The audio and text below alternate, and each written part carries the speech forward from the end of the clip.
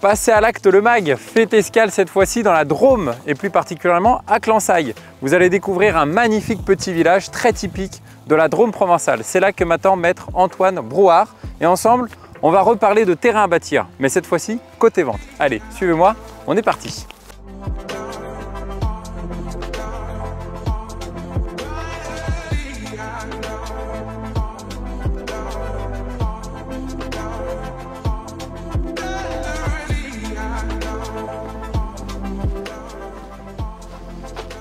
Salut Antoine. Salut Alexandre, comment vas-tu? Bah écoute, je suis content de te retrouver. Bah moi aussi. Pour un deuxième épisode ensemble. Ouais, alors il y a quelques semaines, je t'accueillais sur la commune de Saint-Paul-Trois-Châteaux. Ici, je reste sur mon territoire, au cœur du Tricastin. Ouais. Et dans ce magnifique village de Clansaille, tu vois, qui est vraiment le cœur de notre terroir.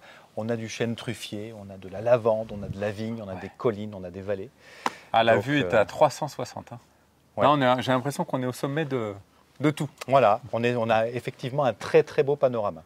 Aujourd'hui, on va continuer de parler des terrains à bâtir, mais cette fois-ci sur la vente du terrain et plus sur l'achat, comme la dernière fois.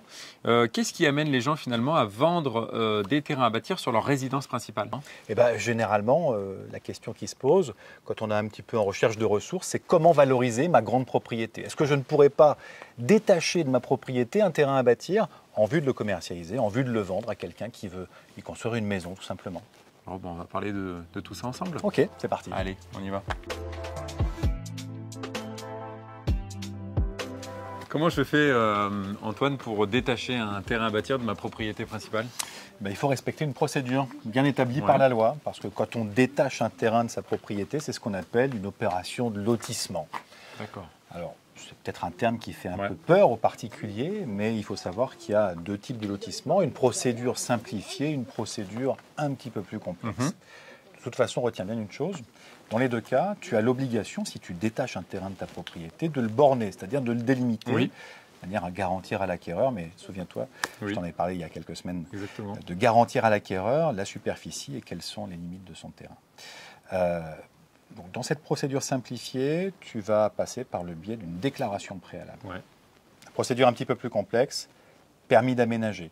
Voilà, ça peut être le cas notamment quand on est dans un environnement comme ça, où c'est un site patrimonial remarquable ou un secteur protégé. Là, on va t'imposer un permis d'aménager. La contrainte, attention, c'est que s'il y a permis d'aménager, on va devoir viabiliser le terrain avant de le vendre. Oui, oui, évidemment. Et donc c'est aussi un surcoût. Et ouais, exactement. Ok. Alors comment je sais, moi Antoine, dans quelle procédure je dois passer, la simplifiée ou la complexe? Alors il y a un bon réflexe, déjà, c'est d'aller voir en mairie. D'accord. Mais il se peut que tu aies des difficultés de compréhension. Donc moi, ce que je conseille, c'est fort probable. Quand même, c'est d'aller voir un géomètre dont c'est le métier. Ok. Parce que de toute façon, le géomètre, lui, va aller se renseigner à ta place en mairie. Ouais. Et en plus, tu vas devoir passer par lui pour établir les plans et la procédure de division. C'est lui qui va t'accompagner dans le dépôt de la demande d'urbanisme. Ouais, donc toute la partie administrative, je peux voir ça avec lui. Voilà, et le géomètre, c'est un acteur majeur de cette étape, au même titre que le notaire d'ailleurs. Donc, incontournable, le conseil, allez voir en premier lieu le géomètre en complément de son notaire. Ok.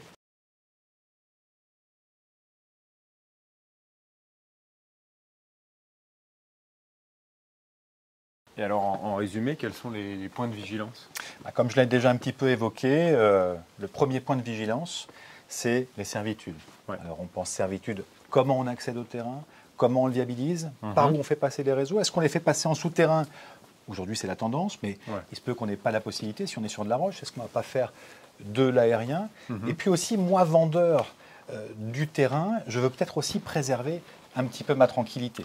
Je vais peut-être vouloir que mon futur voisin ne construise pas sur la totalité du terrain.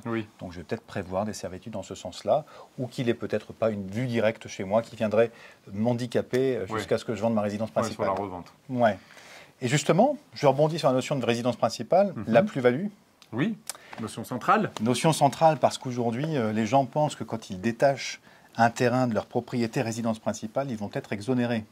Alors que pas du tout. Alors que pas du tout. Okay. Si, comme tu le sais bien, quand tu vends ta maison que tu habites, tu es exonéré d'impôts, eh bien là, ce n'est pas la même chose, puisque on ne peut pas considérer que le terrain que tu vends, c'est ta résidence principale. Ce n'est même pas son accessoire, parce que tu ne le vends pas en même temps que ta maison. Donc tu seras fiscalisé sur la plus-value en résultant. Ok.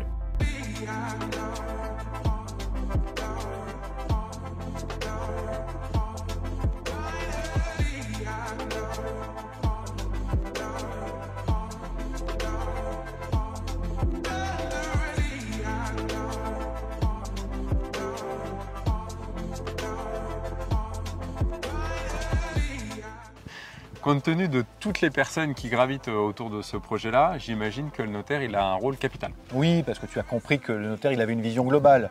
Il est là en amont, il est là en aval. Donc surtout le bon réflexe, c'est aller voir son notaire pour avoir le bon conseil dès le départ et anticiper toutes les problématiques, que ce soit problématiques de situation, problématiques de procédure, problématiques fiscales, de manière à signer la vente de son terrain détaché en toute sérénité. Il est là de A à Z. C'est ça.